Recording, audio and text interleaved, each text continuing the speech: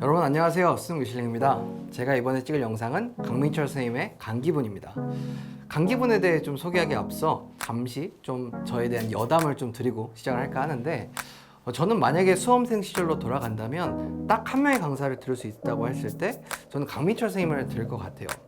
강민철 선생님이 제 국어 성적을 1등급 만들어줘서 뭐 이거는 당연한 거고 그냥 강민철이란 강사가 저의 인생에 끼친 영향이 되게 크거든요. 그러니까 수업 내적으로는 당연히 매주 수업을 가는 게 기다려지는 그런 수업이었고 수업 외적으로는 강민철 선생님의 어떤 수업하시는 모습이나 어떤 삶을 대하는 모습을 보면서 나도 저 사람처럼 되고 싶다라는 생각을 많이 했던 것 같아요.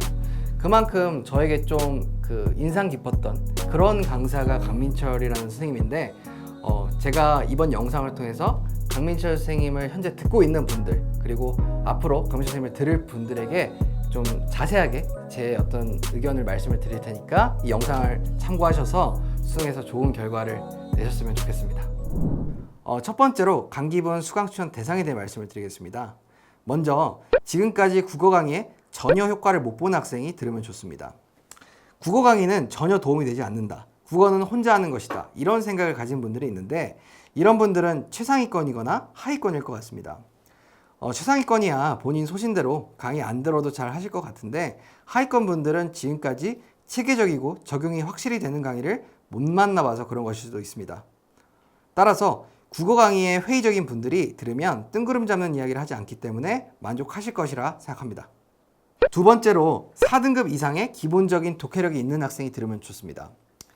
저는 4등급 이상이면 다른 강의 없이 바로 강기분 강의를 듣고 해설지를 읽으며 복습하는 공부로 충분히 성적을 올릴 수 있다고 생각을 합니다. 근데 5등급 이하의 학생들이라면 바로 강기분을 들어가는 것보다는 기본적인 독해력을 갖추고 강기분부터 강민철 선생님의 강의를 듣는 걸 추천드립니다. 독해력을 갖추는 방법은 여러 가지가 있겠지만 강민철 선생님께서는 고의 독서 지문을 빠르게 풀면서 독해력을 끌어올리는 걸 추천하십니다. 세 번째로 기출문제를 분석해보고 싶은 학생이 들으면 좋습니다. 국어는 기출분석이 중요하다는 말을 많이 듣는데 혼자서 기출문제집 잡고 해설을 읽고 해도 여전히 기출분석이 뭔지 기출을 쌓아나가는 공부가 뭔지 모르겠다고 느끼는 학생이라면 강기분과 세기분을 통해 제대로 기출분석을 할 수 있습니다. 자, 이제 본격적으로 강기분 독서, 문학, 화작, 언매에 대해서 한번 알아보겠습니다. 첫 번째로 독서인데요. 저는 개인적으로 강민철 선생님은 구조독해를 가르친다 라는 말로 강민철 선생님의 독서의 가르침을 퉁치는 것을 별로 좋아하지 않습니다. 구조독해는 강민철 선생님의 가르침의 일부이고요. 강민철 선생님은 독서 강의를 통해 총 3가지를 여러분께 전달을 해주십니다. 강민철 선생님의 첫 번째 독서의 가르침은 주제독해입니다. 이를 흐름 읽기라고도 하고 또 구조독해에 해당하기도 합니다. 강기분 첫 강의에서 가장 먼저 강의한 내용이 서두에서 주제를 잡은 후 주제에 입각하여 독해를 하는 것입니다. 이 과정에서 주제의 이해를 돕기 위한 서술 구간인 세팅이라는 개념을 설명하십니다. 결국 글에 쓰여 있는 정보를 주제에 직결된 핵심 정보와 주제의 이해를 돕기 위한 세팅 구간으로 나누어 볼 수 있게끔 여러분께 가르쳐 주시고 이를 잘 체화한다면 여러분은 글을 강약 조절하며 읽을 수 있게 됩니다. 그렇다고 세팅 구간이 중요하지 않은 정보라는 건 아닙니다. 요즘은 수능 국어가 어려워지면서 세팅 구간도 선지어가 되는 경향성을 보입니다. 하지만 주제에 직결된 정보만큼은 우리가 머릿속에 각인을 시키고 그리고 글의 흐름, 전체적인 주제만큼은 항상 파악하자는 게 선생님의 첫 번째 가르침입니다. 두 번째로 강민철 선생님은 행동 강령 독해를 가르쳐 주십니다. 이는 강민철 선생님 표현으로는 흐름 읽기에 해당을 하고요. 대부분 학생들이나 아니면 선생님들이 구조독해라고 부르는 파트에 해당을 합니다. 근데 저는 여러분의 편의를 위해서 좀 행동 강령 독해라고 좀 이름을 붙였는데 문제점이 나오면 해결책을 찾아라, 질문이 나오면 대답을 찾아라 와 같은 독해는 구조독해가 아닙니다. 그리고 이런 독해는 매우 저급한 독해라고 생각을 합니다. 강민철 선생님이 가르치는 구조독해는 문제점이 주어졌을 때 그 내용과 원인을 파악하고 해결책이 제시되면 그 내용과 해결 양상을 파악하라. 또 질문을 던지고 대답을 바로 주지 않는다. 대답을 멀리 떨어뜨려 놓을 수 있다. 그리고 비교 대조를 할 때 공통 서술 범주를 기준으로 비교 대조를 쳐라 등 여러분이 지문 속 단서를 보고 해야 할 행동 강령을 만들어주는 독해가 구조독해라고 부르는 독해입니다. 독해력이 좋은 상위권 학생들의 경우에는 무의식적으로 자연스럽게 하는 독해에 해당하는데, 독해력이 부족한, 실력이 부족한 학생들은 이를 자연스럽게 할 수 없기 때문에 강제로 행동 강령처럼 만들어 여러분께 주입을 해주시는 것입니다. 강민철 선생님의 세 번째 가르침은 저는 예측 독해라고 생각합니다. 강민철 선생님 표현으로는 문장 읽기, 그리고 선지 분석에 해당을 하고요. 그리고 대중적인 용어로는 거의급풀에 해당을 합니다. 요즘은 수능 국어가 지문은 쉽게 읽히는데 문제, 그리고 선지가 어려운 경우가 많습니다. 근데 이런 그 문제가 어려운 상황에서 가장 여러분이 중요하게 여기셔야 될 건 바로 이 예측 독해에 해당한다고 저는 생각을 합니다. 예측 독해란 한마디로 선지화될 문장을 지문을 읽으면서 예측해서 미리 확보하는 것입니다. 대표적으로 옛기출에는 비례, 반비례 문장을 반드시 확보하는 것이 중요했던 걸 들 수 있고, 요즘에 빈출되는 것으로는 문장 간의 대조관계, 문단 끝에서 부가 정보를 스리슬쩍 던지는 문장 등을 예로 들 수 있습니다. 이런 문장들을 처음 읽으면서부터 미리 확보해야 하는 이유는 이전의 기출 독해 경험에 미루어 보아 선지로 출제하니까입니다. 요즘 경향상 이런 미시적인 문장에 대한 반응과 확보를 많이 하는 것이 정말 중요합니다. 초장에 제대로 읽으셔야 해요. 요즘 강민철 선생님의 강의의 밀도가 좀 높다라는 말이 많은데, 이런 미시적인 문장들에 대한 얘기도 강기분에서부터 많이 하셔서 그렇습니다. 특히 이 부분은 세기분에 들어가서는 더욱 강조가 되는데요. 이건 제가 또 세기분 영상에서 말씀을 드리겠습니다. 두 번째로 강기분 문학인데요.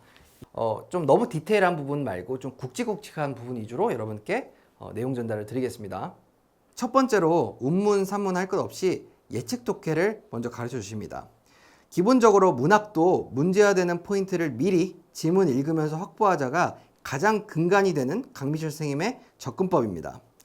현대소설에서는 인물 배경, 갈등, 반응 태도, 고전소설에서는 대화, 갈등, 공간, 시가문항에서는 시어와의 관계, 그리고 정서 태도 등 문제에서 반드시 물어보는 지점들을 미리 확보하며 독해하는 방법을 가르쳐 주십니다. 이렇게 문학에서도 예측 독해를 통해 기본적인 갈래별 접근법을 배우는 것은 같으나, 이제 산문 문학에서는 확장성을 보인다는 특징을 갖습니다. 근데 이 확장성의 대부분은 사실 세기분으로 넘어가 있고요. 이제 그 현대 소설에서만 그 갈등에 좀 주목해서 갈등이 복합적일 때까지 더 확장을 하고, 이후에 이제 반응 태도의 확장, 그리고 고전 소설에서의 확장은 세기분에서 설명을 해주십니다. 세 번째로 운문은 시맛이 더욱 디테일하게 들어간다는 특징을 갖습니다. 운문 문학은 정서 태도를 확보하는 여러 가지 방법, 그리고 고전시에서는 가사, 평시조, 사설시조, 연시조 등 시의 유형에 따른 접근 방법, 그리고 각 운문의 표현상의 특징 등을 더욱 디테일하게 가르치십니다. 세 번째로 강기분 화작인데요. 강민철 선생님은 화법과 작문도 기본적으로 짧은 글이라고 생각을 하고 접근을 하십니다. 따라서 독서에서 배운 주제 독해라든지 아니면 구조 독해, 예측 독해 같은 내용들이 기본적으로 깔려 있는 상태에서 발표, 토의, 토론 등의 담화별 특징이라거나 아니면 초고와의 비교, 그리고 고쳐쓰기 등의 작문의 특징들을 얻는 느낌으로 수업을 하십니다. 저는 개인적으로는 강민철 선생님의 독서 강의를 수강한 분들은 화작 선택자라면 꼭 이 강의를 들어보셨으면 좋겠어요. 굳이 화법과 작문도 인강이 필요하나? 라고 생각하실 수도 있겠지만, 화법과 작문을 빠르게 해결한다는 측면에서나 아니면 전부 다 틀리지 않고 완벽하게 맞춘다는 측면에서 이 강기분 화법과 작문은 저에게 큰 도움을 줬던 그런 강좌입니다. 마지막으로 강기분 언매에 대해 말씀을 드릴 건데요. 제가 현재 이 영상을 찍는 시점에는 매체에 대한 강의는 안 나왔기 때문에 저는 언어, 즉 문법에 대한 얘기를 좀 집중적으로 하려고 합니다. 제가 수험생일 때는 저는 거의 이 강기분 언매를 막바지에 들었어요.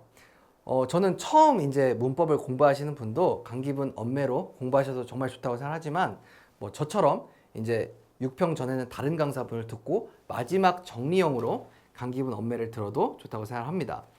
강기분 언매에 대한 몇 가지 특징을 제가 말씀을 드리면요. 첫 번째로 문법의 층위와 개념의 흐름이 있는 수업이라는 겁니다. 문장, 단어, 의문의 세 가지 층위, 넓게는 문장 구조, 문장 성분, 품사, 형태소, 우문의 5가지 층위로 명확하게 구분하며 강의를 진행하기에 개념들 간의 혼동이 적습니다. 예를 들면 조사와 접사, 어미와 같은 내용들이 아직도 헷갈린다면 강민철 선생님의 문법을 들으면 명확하게 층위가 구별될 것입니다. 또한 가장 위층인 문장부터 설명을 하시는데 필요에 의해 층위를 내려 조사와 어미를 정리하고 다시 문장을 설명을 마무리하시고 이후 형태소로 넘어가는 등 강민철 선생님의 문법 개념은 흐름이라는 게 존재합니다. 따라서 이 흐름을 느끼며 공부를 하면 오랫동안 기억하기에 좋습니다. 두 번째로 민철쌤 가이드를 좀 여러분께 언급드리고 싶은데 교재 곳곳에 민철쌤 가이드라는 파트가 있습니다.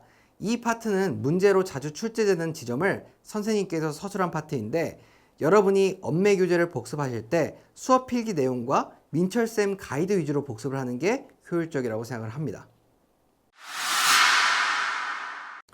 자, 이제 세 번째로 선배에게 질문하기 시간인데요. 이번에 제가 모신 선배분은 제가 2년간 가르친 제 제자입니다. 좀 소개해 주시죠. 안녕하세요. 현재 경희대학교 의과대학 21학번에 재학 중인 쿠엔이라고 합니다. 이 쿠엔님 같은 경우에는 제가 고등학교 2학년 때 처음 만났는데 그 당시에 제가 강민철 선생님 강의를 듣게 했어요. 워낙 고1, 고2 때도 국어를 잘했던 친구라 저는 고2 때 국어 공부를 끝내길 바랬거든요. 이제 그렇게 해서 고3, 수능 모두 다 이제 1등급을 받고 이제 경희대 의과대학에 입학을 했는데 이 친구는 제 모든 것을 쏟아부은 수능 병기이고 그리고 저보다도 이제는 더 실력이 좋은 저를 뛰어넘은 청출어람한 제자이기 때문에 앞으로 저희 수능미슐랭에 나와서 여러분께 많은 도움을 드릴 것 같습니다. 네, 첫 번째 질문인데요. 그 구주독해는 실전에 쓸 수 없고 수능장에서는 결국에 그이급풀로 푼다는데 강민철 선생님한테 배운 게 안 통하면 어떻게 하죠?